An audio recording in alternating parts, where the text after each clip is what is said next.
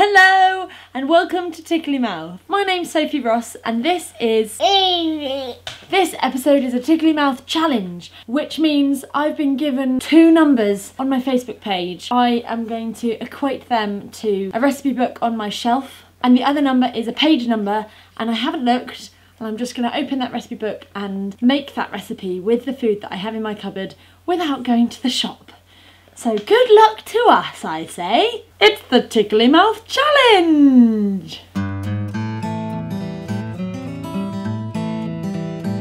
Alright, I'm going to go with the first responses that I got on my Facebook page, which is recipe book number 19. 1, 2, 3, 4, 5, 6, 17, 18, 19.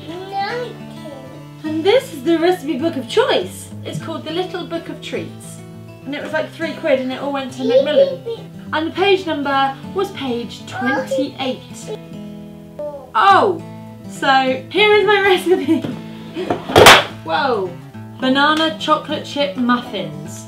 So my first issue is that Evie and I ate the last banana in my fruit bowl. So we're not off to a good start. We can do this. We can do this. We can do this, can't we? Can't we? Can't we? No. Oh. I'm going to go for another mashable fruit. So we're going for pear. We're going to have pears. I think this should be yum. Let's begin. 125 grams of butter. The first instruction is to melt the butter, either in a bowl in the microwave or in a saucepan. I've never done a cake recipe before where they want you to melt the butter. Melt the butter. Melted butter. 175 grams of soft light brown sugar.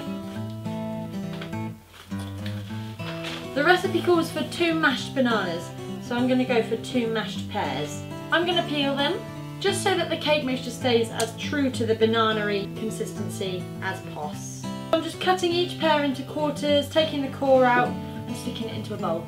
Get a fork and mash them. You have to start quite slowly because otherwise they just go everywhere. And then stick that in there. I'm worried about the amount of juice. I'm just going to do it. 2 eggs. And just beat your eggs a little bit with a fork. Smooth. Stick that in there. Whoosh. A teaspoon of vanilla extract. And then I'm beating this together well. It's really quite liquidy. Different bowl. It's 175 grams of plain flour. Flour. Yeah. 2 teaspoons of baking powder. 1. Yay, that's it. And then another one. Turn it upside down in there. Perfect. That's it. All done.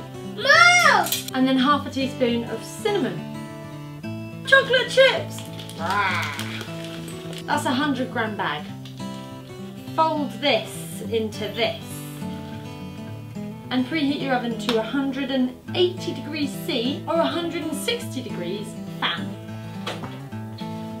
Metal spoon, and we're folding. And we're folding. I wonder if I should have done this in batches because it's looking a little bit lumpy. In order to get rid of some of the lumps, I'm just going to give it a bit of a whiz. That's looking better. Then we can proceed with a little bit of folding now. Apparently this makes 12, but it looks like it might go further. Fancy muffin cases. This has kept Evie quiet for like 15 minutes. She's just spooning flour from one bowl to another bowl. She's loving it. And then, as usual, spoon this into these. About 2/3 full.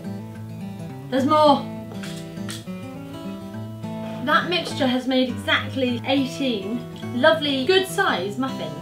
These need to be in the oven for 25 to 30 minutes until they have risen and they're firm, but they spring back up when you poke them. Or when you put a knife through them, the knife comes out clean. You know that trick.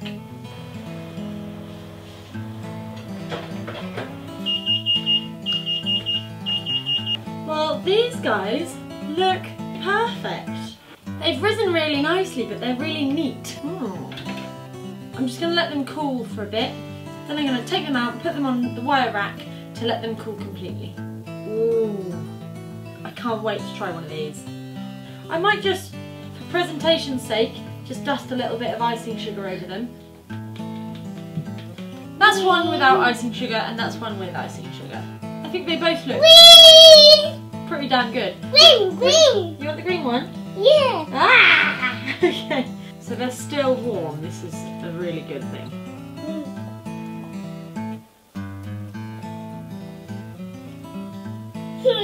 How good is that? You can't taste much in the way of pear actually. Yeah. But the chocolate chips are ingenious and it's just made the whole sponge really just meltingly moist. It's in fact, if I didn't know, I would never say that that was a pear sponge. If you wanted more of a pear taste, then maybe caramelise some pears and stick them on the top, but I just think that is spectacular. Evie, what do you think? Oh my goodness! I'm actually really surprised at how well they turned out. Like, really surprised. That just shows that you don't need to go off and buy fancy ingredients all the time. You can pretty much just use whatever you've got in the cupboard. If anything, maybe too many chocolate chips, but is that really a thing? So that's that. Thank you so much for watching this episode of Tickly Mouth, which was the first Tickly Mouth challenge. I hope you enjoyed it and I hope you are inspired to try new recipes even if you might not have the ingredients in your house. Please subscribe, share with your friends, and most importantly, comment below the video so we can have a proper conversation. Any questions or remarks or witty repartee is all welcome, and we'll see you next week. Bye! See you later. Bye! Later!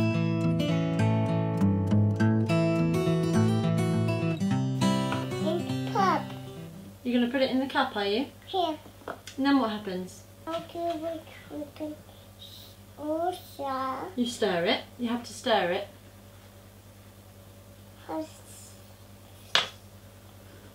And then you tip the first cup into the other bowl. No, sir. Now stir it with a pink spoon.